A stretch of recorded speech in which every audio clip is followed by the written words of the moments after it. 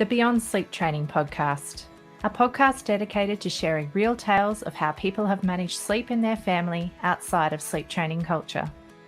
Because sleep looks different with a baby in the house, and because every family is different, there is no one-size-fits-all approach to take. I'd like to acknowledge the traditional custodians of the land on which this podcast is being recorded, the Kalkadoon people. I pay my respects to the elders of this nation and the many other nations our guests reside in from the past, present and emerging. We honour Australian Aboriginal and Torres Strait Islander people and the unique cultural and spiritual relationships to the land, water and seas, as well as their rich contributions to society, including the birthing and nurturing of children. And welcome back to the Beyond Sleep Training podcast. I'm your host, Carly Grubb, and with me today is one of our volunteers from the Beyond Sleep Training project, Aarti Gosrani. Welcome to the show, Aarti. Thank you, Carly. Pleasure to be here. Now, Aarti, I believe that you have got a different background in that you actually grew up in Britain, but you're living in the United States currently. Is that right? That is correct. Yes, I'm in Austin, Texas now, but born and raised in London. Excellent. So you'll be able to bring a bit of a different perspective in that. We'll be able to hear how those experiences marry up when it comes to raising your babies as well. Before we dive too far in, would you mind introducing who's who in your little family? Absolutely. I've got my husband, PK, who usually comes last, but I'm putting him first today. And then I have Nia, my 6-year-old, who was my first sleep thief. And my little one is Shani, 3 years old. Lovely. And can you tell me a little bit about how did you think you were going to handle sleep with your family before you had that first baby? I didn't have too many preconceptions. I have a lot of cousins and a lot of younger cousins, and I've seen some of my older cousins have children, and I've seen lots of different kind of sleep arrangements over time. I didn't actually have too many preconceived ideas, which is probably a little bit different. We only had what we call a pack and play in the United States. So I think it's the equivalent of a travel cot in the UK and Australia. We only had one of those for our first one. We didn't actually have a crib set up when she was born, and she was in our room. Excellent. And so were you planning on breastfeeding, or how did you think that side of feeding and sleeping was going to go? So I was planning on breastfeeding. In my head, I thought, yeah, we'll breastfeed for 6 months and then we'll be done with it. But it never quite panned out that way. We did start breastfeeding. My older one was in NICU for about 48 hours. So I started pumping super early. So my supply actually benefited from that. But it was the first 2-3 weeks were tough, just trying to get her to go from the bottle and, nursing. We fell into a pattern with her quite quickly. And she was also a really, really efficient nurser by 1 month, which kind of, it's a little confusing at that point because I kept on hearing about how long it would take. We settled into a nice pattern. And until she was about 2.5, 3 months, she was actually in a good routine where she'd be up. She'd go to sleep around 11 and she'd wake up at 4. So we had a decent stretch of sleep at that point. And we thought, oh, excellent. We're going to be okay here. And then she hit her 4-month sleep progression. They get so sleepy right before they hit that so often, don't they? I think it lulls you into a false sense of security, especially with your first, right? You think, oh, this is okay. I've got it down. And then boom. Yeah, I think it makes you almost feel like, oh, I survived that. Like that bit's done now. Now we're into the sleeping bit. And it's like, hang on a second. And that's like, it's backed by research. That's the peak sleepy time for most babies. That's the longest they usually sleep in their first year of life, is around that 3-month mark. And then it goes back to with all of the development that comes for the rest of that 12 months. So yeah, it sounds like she was bang on and you got the rude shock. Yeah. And I wasn't really that familiar with the concept of bed sharing at that point. And we were still trying to keep her in the, keep her in the bassinet as much as we could. Then we traveled over to the UK to visit family when she was about 5 months old. And again, there were points in time where she was putting herself down for a nap and, things like that, but very few and far between. Most of her naps for the first 6 months of life were contact naps, either with myself or I was really fortunate that between my mother and my mother-in-law, we had family support around for the first 6 months. And everyone was happy to snuggle the baby while she was sleeping. So she had lots of snuggles. She was a 40-minute napper to the point you could time, like it was perfect timing. And when my father-in-law first came to visit, it was hilarious because he would be like, right, she's gone to sleep. I've got 40 minutes to run around, do all my errands and everything. Then she'll be up and then we can play again. See, he had the clockwork down pat. I love it. He knew. Yeah. So she knew what she was doing. I had no idea because in my view, I thought babies were supposed to nap for like 2 hours at a time, So I had quite a few misconceptions just based on all the stuff that we see out there. But I grew up bed sharing with my mom, like my mom and dad, and then also with my grandmother, who I spent a lot of time with when I was little. So the idea of like sharing, it was kind of a natural thing to do. With Nia, we ended up the 8 to 10 months was sheer madness. I went back to work when she was 8 months. So that coupled with the fact that, and over here in the States, it's like, it's not a slow transition into it. I was lucky I had the 8 months. But I went back to work and she was going, she was already crawling by the time I went back. And then she was trying to learn how to walk and talk and eat and everything. And 8 to 10 months was the worst. And that's when we started actually bed sharing because it meant that I was able to get a little more sleep. And I guess too, if you've been separated from her for that whole day, it helps you reconnect, doesn't it? When you've had to, it bridges that separation as well for both of you. Yeah, really.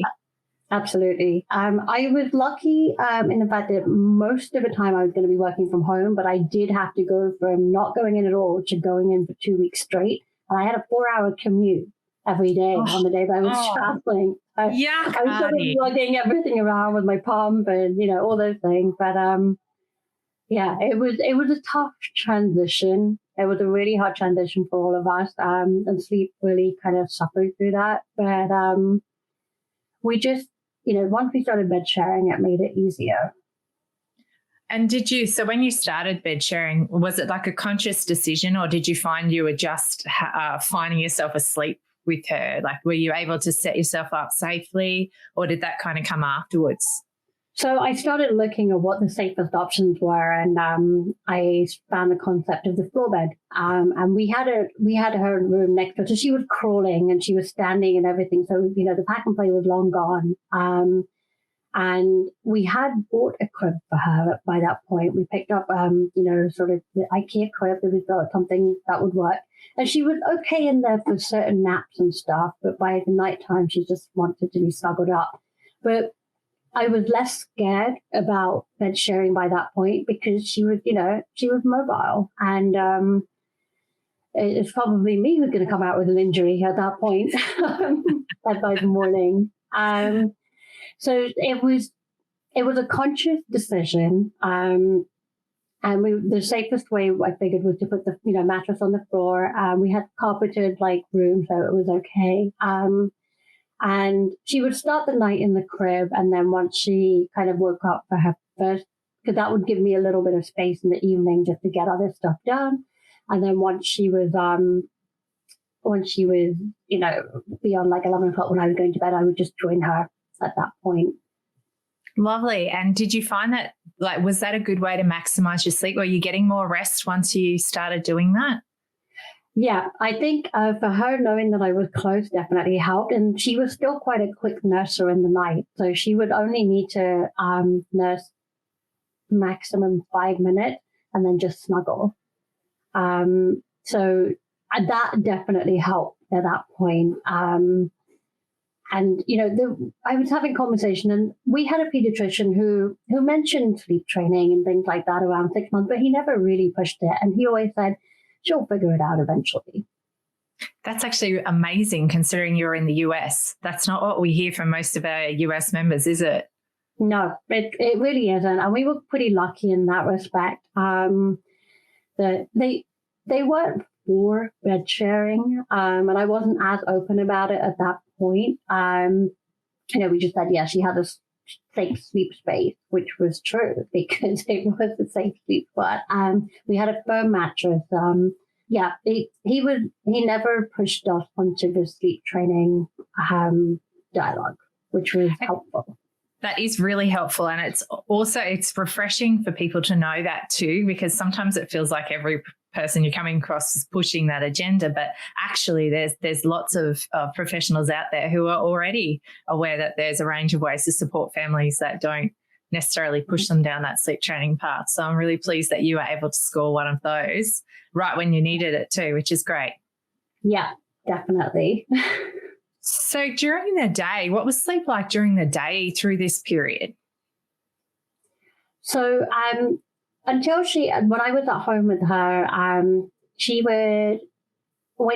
think she started off on about 5 naps, her 40-minute naps. And then every now and again, she would do like longer naps. She didn't really drop down to 1 nap until she started daycare. And, then she started like consolidating. But outside of her being sick or just, if we'd been traveling, I don't think she ever did more than a 2-hour nap in one shot. Or maybe there was one like 2.5-hour nap that we got, but that was it.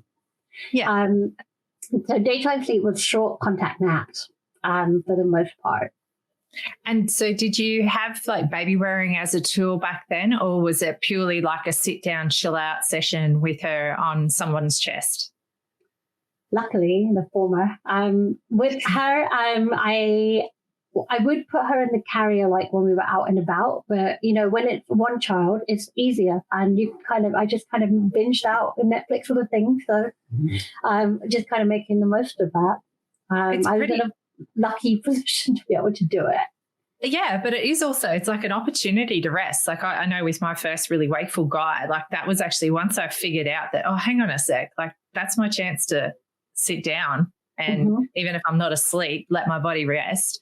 It's a great way to let yourself actually get through that period. And like you say, with your first one, you can do that. So why not take those opportunities while you can? So you were back at work around 8 months. You said it was really rough sleep-wise, around 8 to 10. How did it kind of pan out from then into toddlerhood for her? I think so. She started daycare when she was just over a year old. And then because she was in daycare, she went down to 1 nap, I think probably somewhere between 15 and 18 months. Gosh, it's like a long time ago.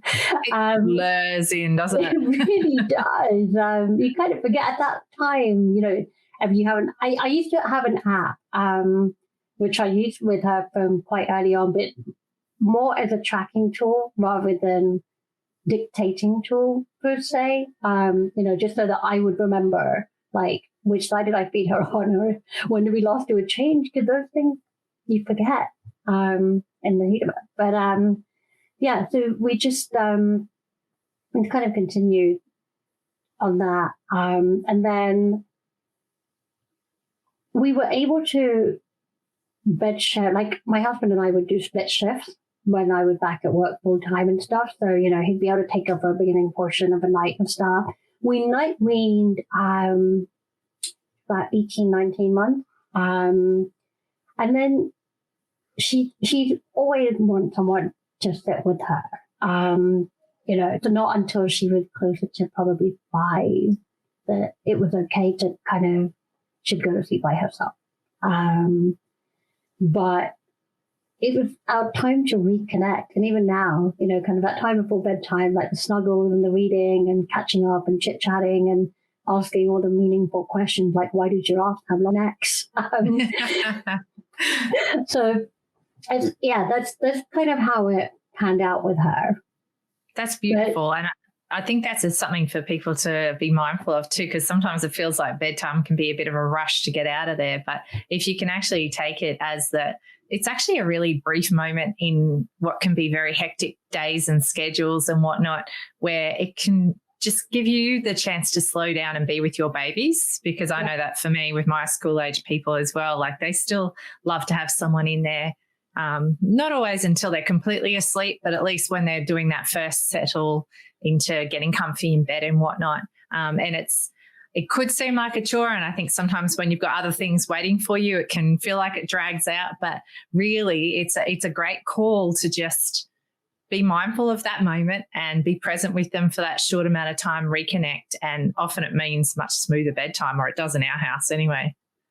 Yep, no, I absolutely agree. And I mean, I enjoy it. You know, we've had some of the most fun conversations and doing the stories and all that. And I think it's an important part. And, you know, for me, when I go back to my childhood memories, I still remember like when I used to sleepovers with my grandmother and stuff like that. Like she'd tuck me in, we'd say our prayers together, and then she'd like snuggle. And then I still remember that. And I think it's such powerful memories and so much love in those moments. I love that. It's imprinted on your soul. It really is. That's beautiful. And you can give that to your children. So I love that. Now I'm just thinking, so we've heard how your first love went. What was it like welcoming your second babe to the family? So she came when her sister was 3 years and 1 day old. And that was close to sharing a birthday. Almost. Very, very close to it. I'm really glad they don't. But she, the older one she wasn't sleeping by herself at that point. My mom came over to help out from London. And when we were in hospital, I was so worried, you know, because that was the first time I was not in the same building as her overnight. And it was hard. But she did amazingly. And my mom just, she told her exactly where she was. And, you know, in the night, if she gets up, she knew where to walk to and all that kind of stuff. And my mom co-slept with her if she needed the snuggles at night. And then we came home with the little one. And the little one, she slept. We had the crib already set up because we were in a different house when we had it. But we had already set it up as a sidecar because we knew about that by that point. And we had the crib, you know, the IKEA crib that's very easy to pull apart and put up like that. We never took out the pack. Well, pack and play ended up being used in sort of our upstairs area at that point, just in case we needed a spot to put her down, because with a second child, you need somewhere to keep them safe on a more regular basis, especially when you have a preschooler running around. Who loves their baby very much, or they did in our house. Yeah. The second one, she loved her naps. She could do her 1.5, 2 hour naps. And I didn't have to hold her the whole time. In fact, sometimes she'd kind of like in her sleep, she'd push me away. Bizarre, I know.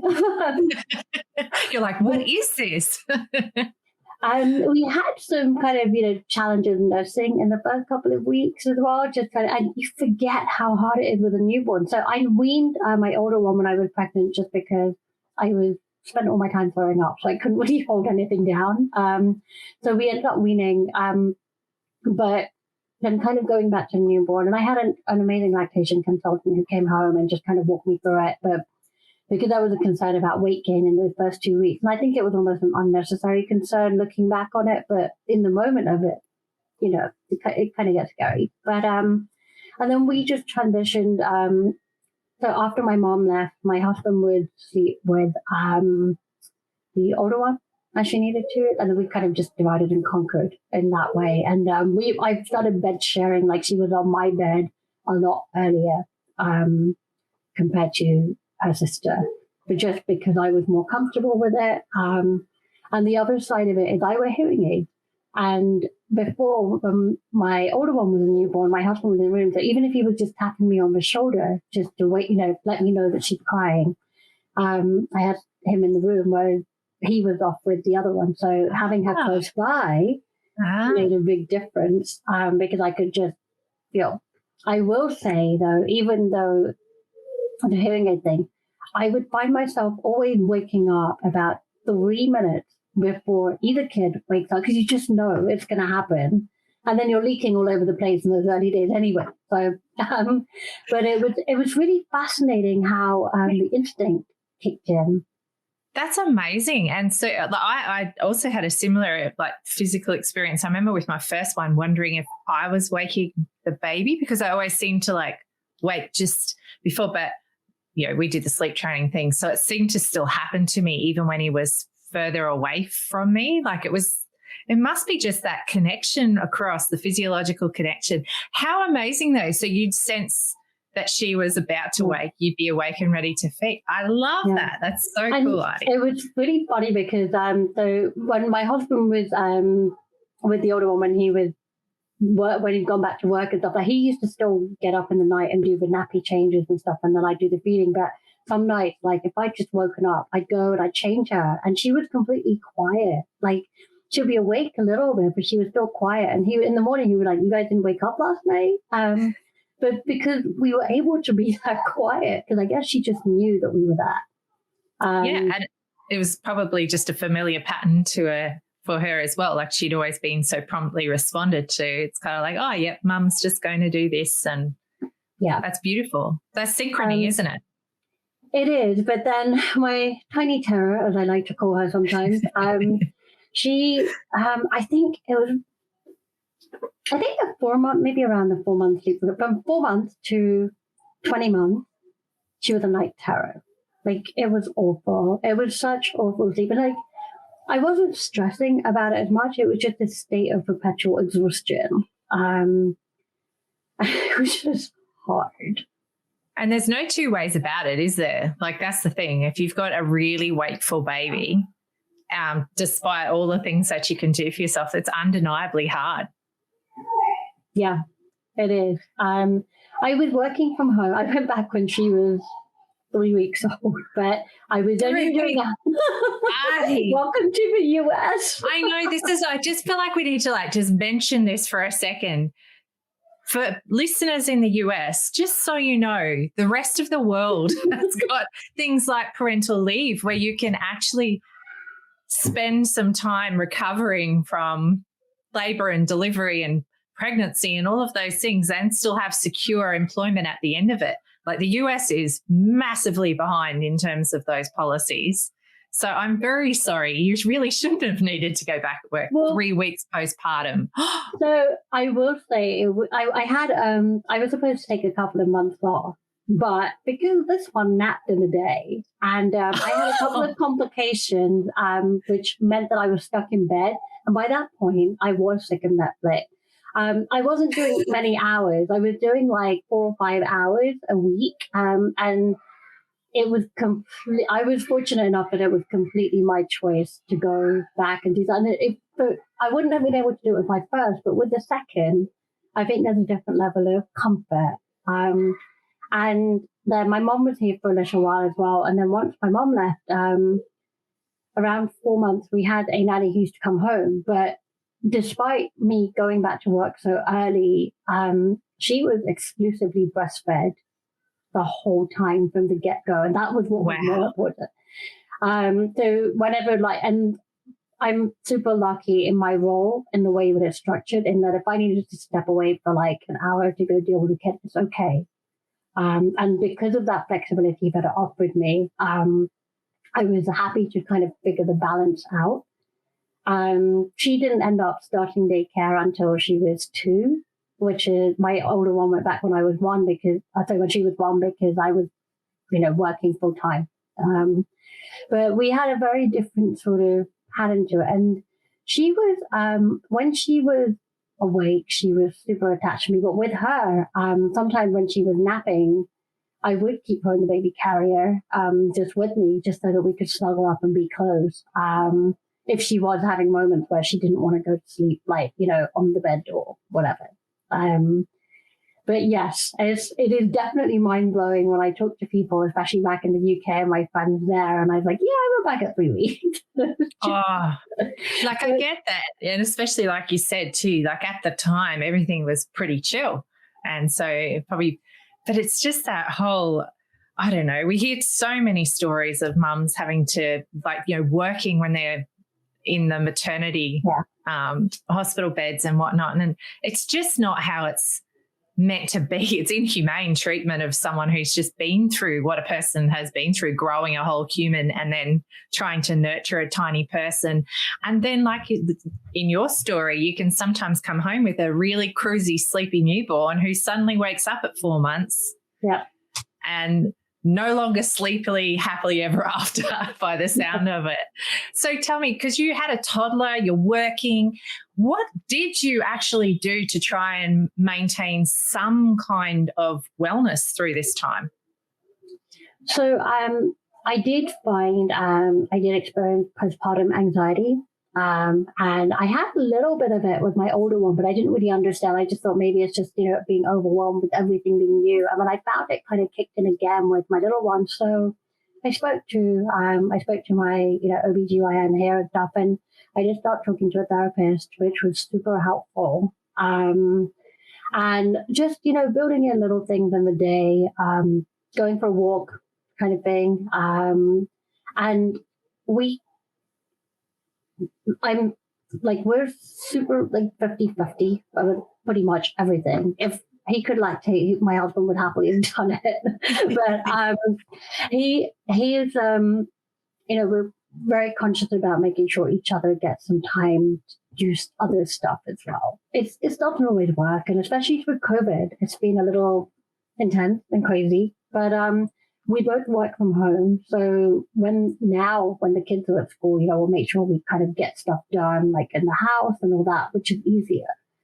But it does get hard, not being able to sleep. I think the biggest step for me was finding a group of friends. I mean, Beyond Sleep Training Project as a group was phenomenal in just being able to realize this is okay, this is normal, this is natural. And then with the whole kind of rise of gentle parenting into a different way, I've actually made some incredible friends who I may have met virtually in the first place, but then they've become real life friends.